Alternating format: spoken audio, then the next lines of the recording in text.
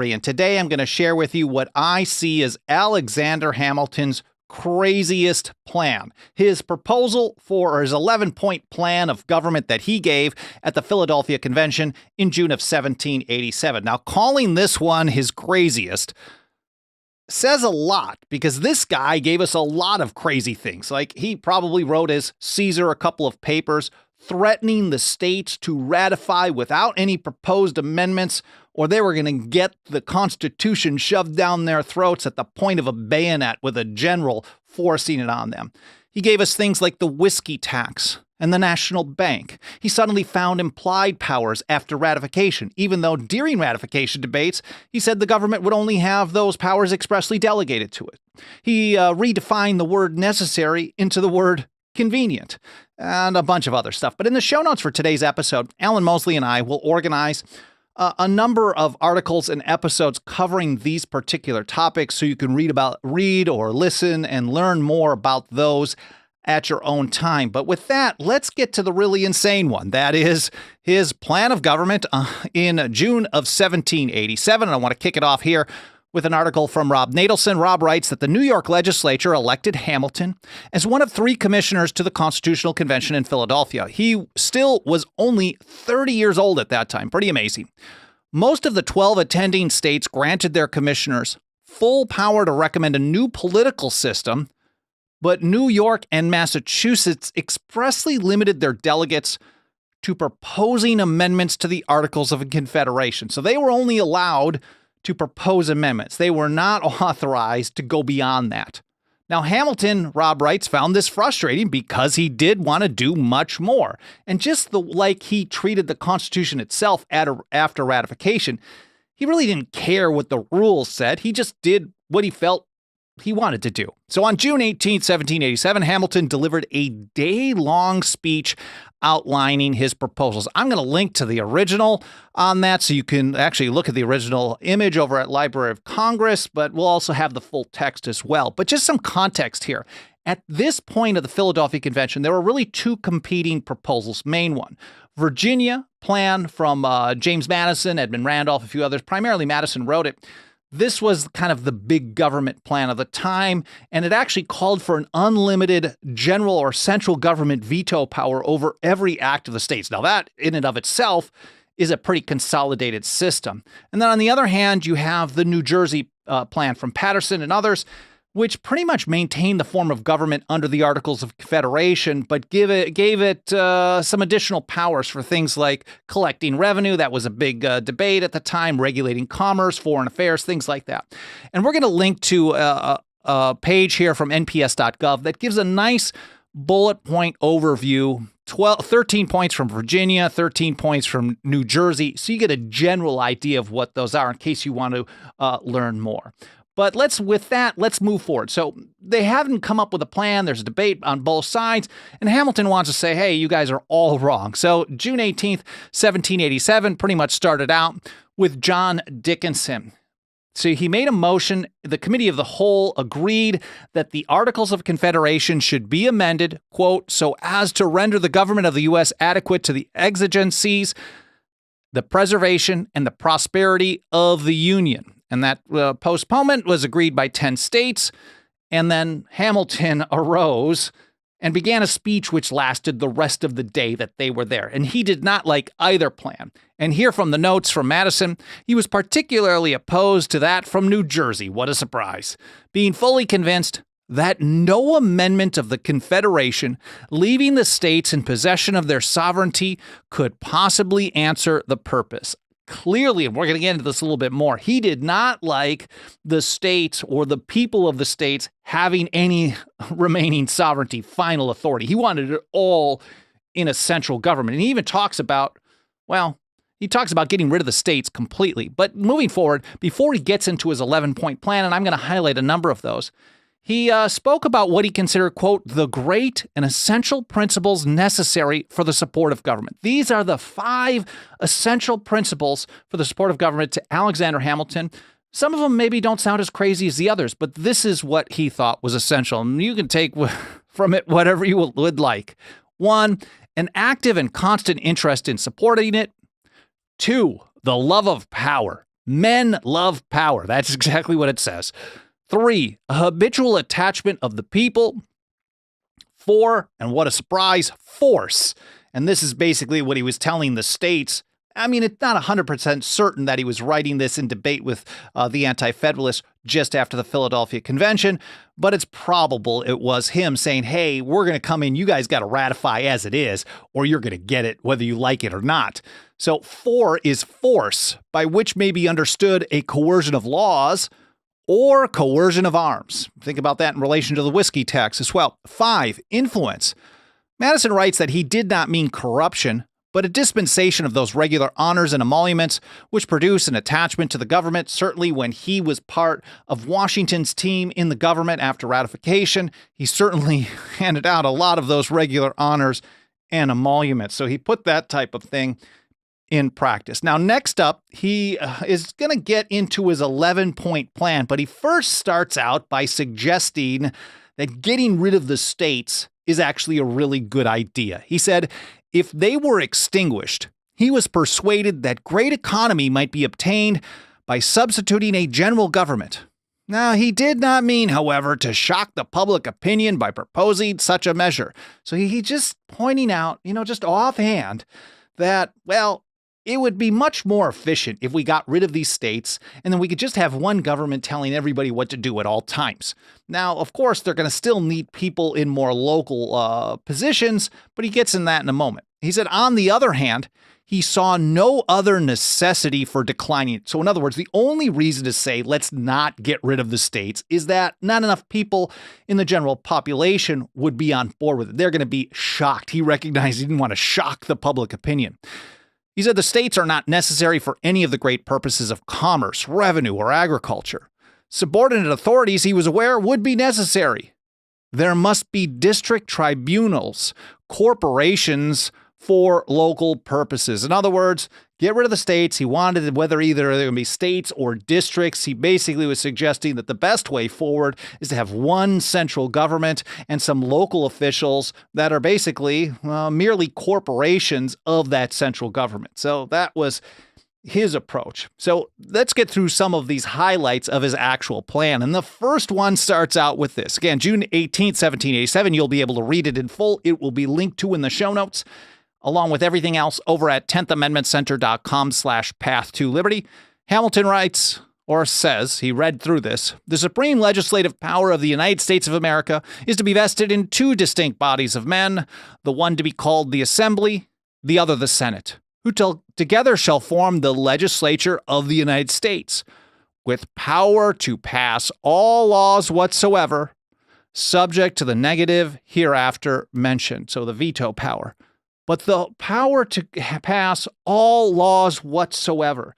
This was eerily similar to the British Declaratory Act of 1766, which Parliament gave the colonies after the colonists nullified the Stamp Act and they were forced to repeal to kind of save face. But then they turned around and they passed this act that said that they had powers over the colonies, quote, in all cases whatsoever. So anyone who was paying attention to this was like, oh man, we want a general or a central government with power, all laws whatsoever. Is not too much different. And if you think about what the revolutionaries fought a war for independence to get away from, a big part of it, if not the root cause, was the Declaratory Act. The notion that there was a far-off parliament that could pass laws in all cases whatsoever. Thomas Paine, for example, cited it in the American Crisis #1 in 1776, December. You might be familiar with the opening phrase, these are the times that try men's souls, the summer soldier and the sunshine patriot will in this crisis shrink from the service of their country. That, of course, is to urge people to fight on against all odds. But he's pointing out that you can't give up because they claim unlimited power over us. And Paine put it this way. Britain, with an army to enforce her tyranny, has declared that she has a right not only to tax, but to bind us in all cases whatsoever. So Hamilton is basically trying to establish the same system, the British system, that he was a part of getting away from. And Paine continued, And if being bound in that manner is not slavery, then is there not such a thing as slavery upon earth? Even the expression is impious, for so unlimited a power can belong only to God. And he, of course, was not alone. Many others talked about the Declaratory Act in all cases whatsoever. John Hancock cited it in his Massacre Day oration of 1774, and he said, they have declared that they ever... Let me try that again. They have declared that they have ever had, and of right ought ever to have, full power to make laws of sufficient validity to bind the colonies in all cases whatever. They have exercised this pretended right by imposing a tax upon us without our consent. Quick aside, the notion that the revolutionaries fought a long bloody war to get away from taxation without representation is absurd. We see here a couple of examples of how the power to tax was just an outgrowth of this claimed power over the colonies in all cases whatsoever. So Hamilton's proposal, his plan of government, doesn't really veer too far away from that. So that is point number one.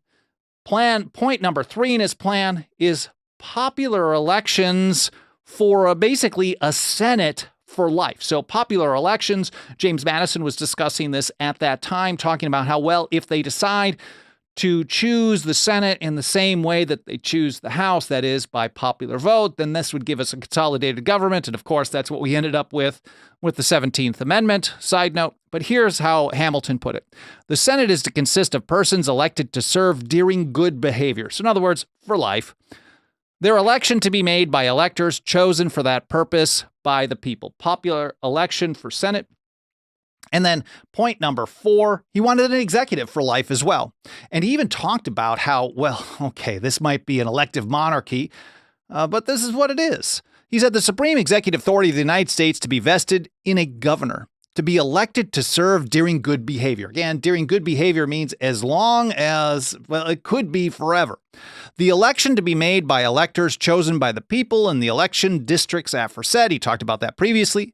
The authorities and functions of the executive to be as follows. Just a couple of highlights. To have a negative on all laws about to be passed. So even before they get passed, he could just say, nope. So this is really kind of a supreme power in an individual, a strong kind of a Caesarian type of approach, and the execution of all laws passed. Now, Thomas Jefferson talked about this kind of proposal. Of course, the proceedings at the Philadelphia Convention were mostly secret, but Jefferson had gotten his hands on some of James Madison's notes at some point, and here's a letter that he wrote to George Washington in 1792, pointing out that his objection to the Constitution was that it wanted a Bill of Rights. So he was concerned about a lack of a Bill of Rights, securing freedom of religion, freedom of the press, freedom from standing armies, trial by jury, and a constant habeas corpus act.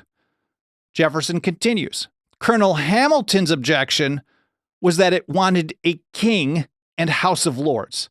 So Jefferson's pointing out that where I objected to the Constitution was I just wanted to see a Bill of Rights. What Hamilton didn't like was that it didn't have a king and a House of Lords. He also wished the general government should have power to make laws binding the states in all cases whatsoever. Jefferson was certainly aware of what that meant, especially when you're talking about going back to the Revolution and the Declaratory Act. Now, here from Hamilton's plan again, this is point number 11, the last one. He really wanted to disarm the states completely and then nationalize the militia. This is not really a citizen militia that Hamilton was in favor of. He said no state to have any forces, land or naval, and the militia of all the states to be under the sole and exclusive direction of the United States, the officers of which to be appointed and commissioned by them. So the exclusive direction of the central government. And then point number 10, I think really hammers home. All he wanted to do was keep the states in name only at best. If he could get popular support or maybe less opposition to it, he would have really pushed hard for this. He said all laws of the particular states contrary to the Constitution or laws of the United States to be utterly void. So if you think about how broad that is, it's wild because even the Supremacy Clause, which they use very expansively today, says, well, federal law is supreme when in pursuance of the Constitution, and state laws, they can't conflict it when in pursuance of the Constitution.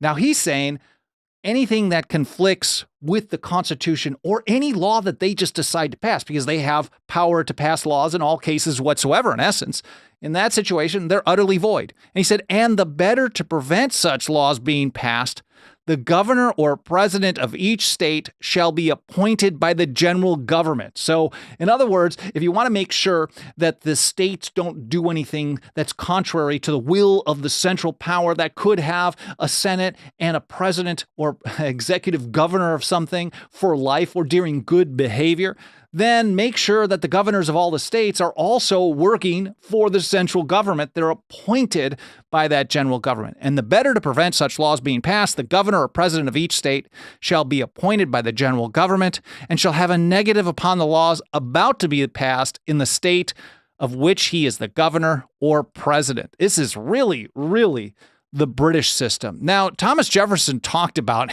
Hamilton's basically political principles. This is from a letter that he wrote to Benjamin Rush in 1811. And he told Rush of a couple of events at a dinner party. George Washington wanted him to get the heads of all the departments together with John Adams. And he pointed out the first story was basically that Hamilton and Adams were talking about the British system. They were debating the merits of the unwritten British Constitution.